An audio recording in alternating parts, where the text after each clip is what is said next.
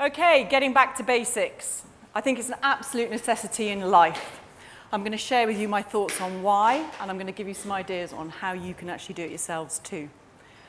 There's absolutely no question that we're all under so much more pressure than we've ever been before. I know what it feels like, just like everyone in this room, and it's going in one direction. It's getting worse. I as a mum, I as a wife, I as a friend, I as a daughter, I as somebody who has pressures from work, everything I do has got pressure. I've got a list as long as my arm, whether it be at home or at work, and I countlessly add more and more tasks to it. It's just how we've become. And there's no question, as the electronic age takes more control, or digital, if I'm a bit more hip with it, no question that that is helping drive us into a place where life is getting tougher. Now, as a result of these pressures, I think we all start to feel the strain. It's only natural. I don't think anybody in this room probably doesn't have a sense of what it feels like to feel that strain and pressure. And it leads to a whole bunch of issues. It's not surprising. Now in the UK, we're in a position where almost 1 in 4 adults are in a position of actually saying they've got some kind of mental health disorder. What's even more staggering is the World Health Organization, talking about global now, has said by 2020, the second largest illness will be depression. These things are actually causes of where we're heading as a world at this point in time. And what I'd like to be thinking about is, well, what do we want to do about that? How can we take control? How do we make our choices in terms of what happens next? And for me, the real fundamental point is that we have completely lost ourselves in terms of our connection with who we are and our connection with the natural world. If you take a minute just to think about who we are, we're human beings, we're Homo sapiens, we're a species. We're one species out of 8.7 million in the world. We don't live like that. We live as if we're the only one. We've kind of evolved ourselves into a position we're very much part of a man-made world. I think you could argue that actually we're no longer living in our natural habitat, and I think that has had some part to play. If you look at evolution and you think about that natural world concept, 99% of the time through evolution we were living in the natural world. More than 99% of the time. Hundreds of generations before us were living in the natural world. It's only more recently that we've started to tip ourselves into a place where it's very much more about a man-made world. We've only just in the last decade tipped to a point where over half of the population of the world are actually living in urban environments. Therefore, there's no question that most of us have lost our connection with nature. Most of us have lost something that actually is from a physiological point of view, a very important part of who we are. An important part of who we are as a human being in terms of being a species. And I'd like to argue, and actually I do firmly believe, that that disconnection with nature, that disconnection with the natural world, that disconnection with actually a place where we are comfortable, that's the place where we've evolved from, is part of the challenge and problem. But maybe it's an opportunity and not the problem. And maybe we need to be thinking about how do we, as individuals, take a hold of that? What can we do in terms of benefiting from nature? Because it feels to me that we've got to a point where if we are fish out of water. We all know what happens to fish if we take them out of water. If we as human beings are now taking ourselves out of our natural environment, there's no question that it's only going to go in one direction. And the stats and the evidence and how we all feel is almost telling us that. So if I said to you, I've got an answer for you, how would you like to feel less stressed, less pressurized, have a little bit less tension in your life? How would you like to feel that maybe you've got a bit more clarity of thought, that you're less dull in your mind because actually you've got so much going on that you can't even think straight anymore? What I'd like to suggest is I have an answer, and that is to go out and enjoy the great outdoors a lot more. It's there for the taking, and what's more, it's free. Not very many chances in this life that you have to enjoy something that's free. Now, why do I believe this? I believe this from a personal point of view, but I think the other thing that is absolutely important is the evidence that's now stacking in its favour. We're in a position now where in the US and in New Zealand, they've been doing a lot of work about thinking about green prescribing. They've recognised the benefits of the outdoors. So over the last couple of decades, they've got to the point where some GPs are offering a green prescription. They're prescribing for wellness, not illness. They're not offering you medication. They're offering you a prescription to go outside and enjoy the outdoors. They've got to the point where they're writing it down and formalising it. It's almost like we have to have it formally kind of given to us as a kind of mandate. You've got to do this. So you could end up with a drug, go to Dunnorlan Park. You could end up with a dose, run or walk 35 minutes, on a Monday, Tuesday and Thursday at 7 a.m.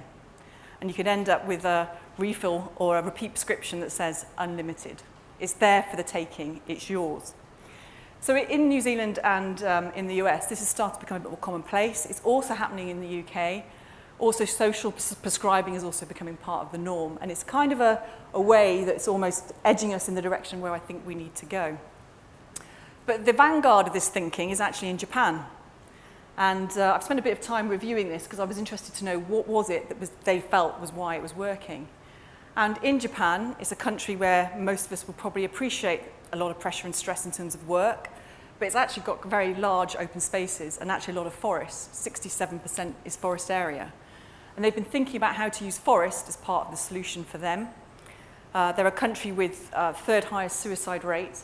And what's happened over a period of about 20 years or so is they've come up with a concept called forest bathing. Sounds quite interesting, maybe? And the bathing aspect is really about immersion. It's about immersing yourself in nature. It's not about adding it to your list to take the dog for a walk. Oh, I've had my nature fix. Or going to the park with the kids. That's not what it is. You've got to fully immerse yourself. And within Japan, what this forest bathing has all been about is immersing all 5 senses. It might sound a bit wacky and a bit way out there, but they've got to the point where over a quarter of the population has now been engaging in some kind of forest therapy.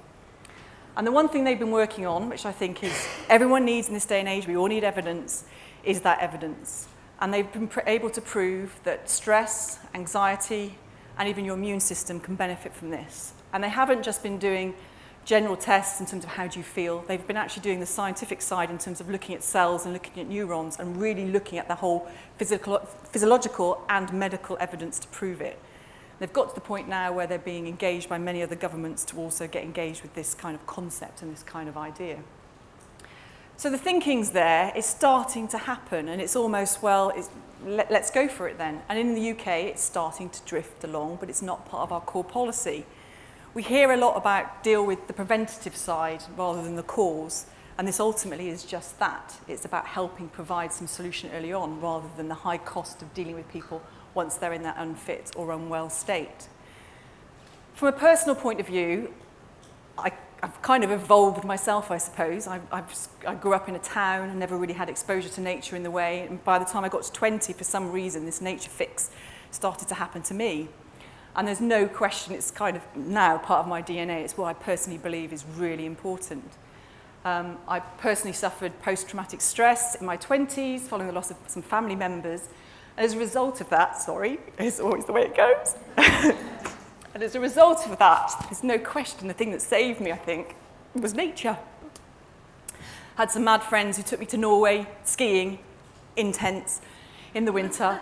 And I have to say, there probably was one of those moments where just by being outdoors and just being away from everything and disconnecting from everything was part of something I needed. And that's been kind of key to me ever since. The mountains, being outdoors is always what I look to whenever I have a problem. And there's no question it helps.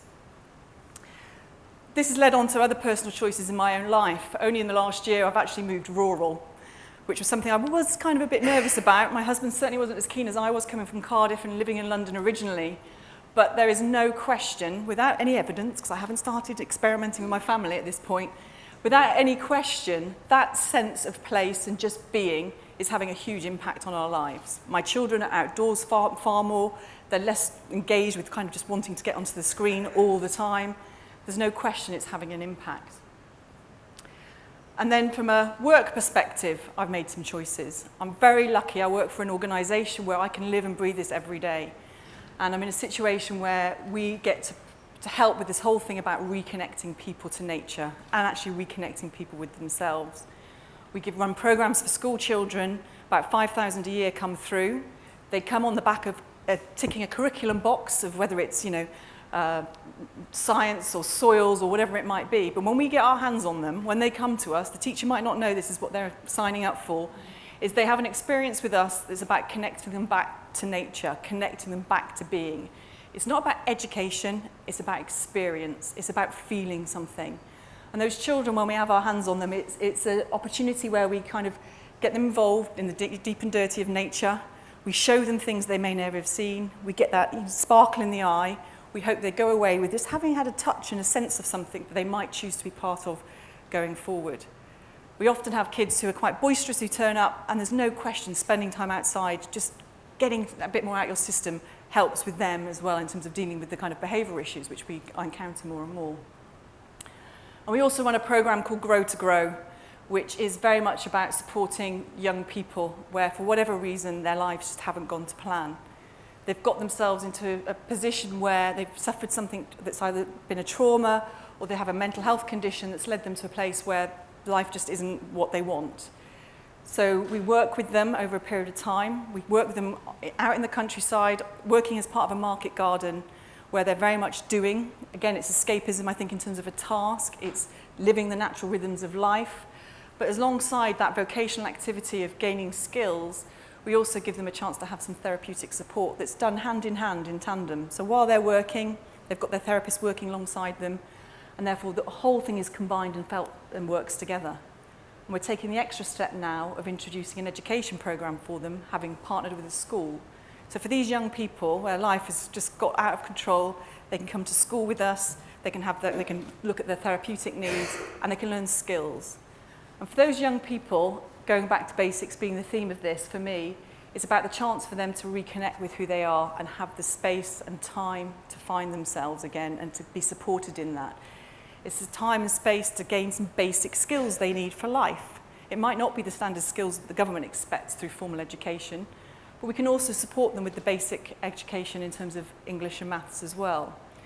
So it's that, I think the kind of driving force for me with those young people is nature as a starting point, but it gives us the opportunity to open up and to provide them everything else they need to try and get themselves back on their feet.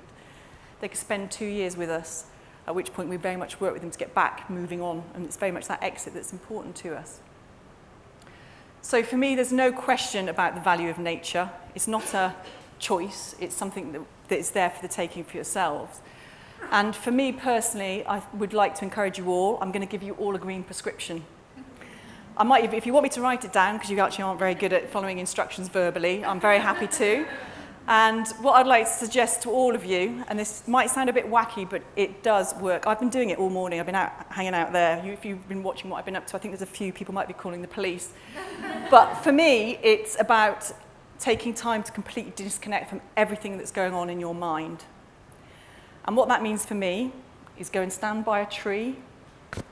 Just stand somewhere in nature. It doesn't matter where it is. And just stop and look. Look at the leaves. Look at the colours. It won't be all green.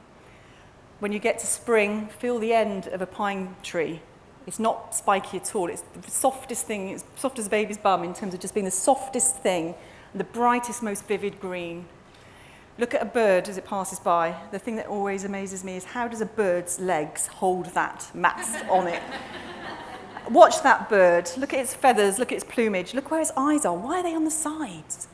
Just completely take yourself away from anything else in your head.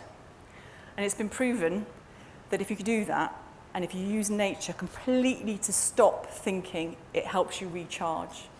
It helps give you a clearer head. And it's just outside that door. Anyone can go and have 5 minutes outside and just get that fix they need. It's as simple as that. So get your fix, 5 minutes a day. Okay? I mean, think about how much screen time. Just disconnect for 5 minutes and you'll feel much better. The only other last tip I've got, which I think you should all do, is to find something nature-focused. This looks a bit odd.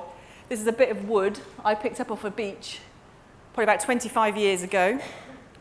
It's got loads of holes in it, and every time I look at it, it takes me back to that beach and that view and that thing, a beautiful place that I was at. It was home, actually, to loads of crustaceans. This was someone's home.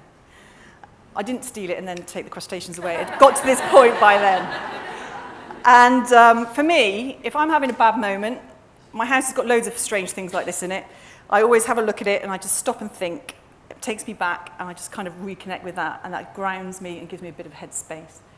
So I urge you all to take some time and to just use nature as a tool, because it really will help you. Thank you.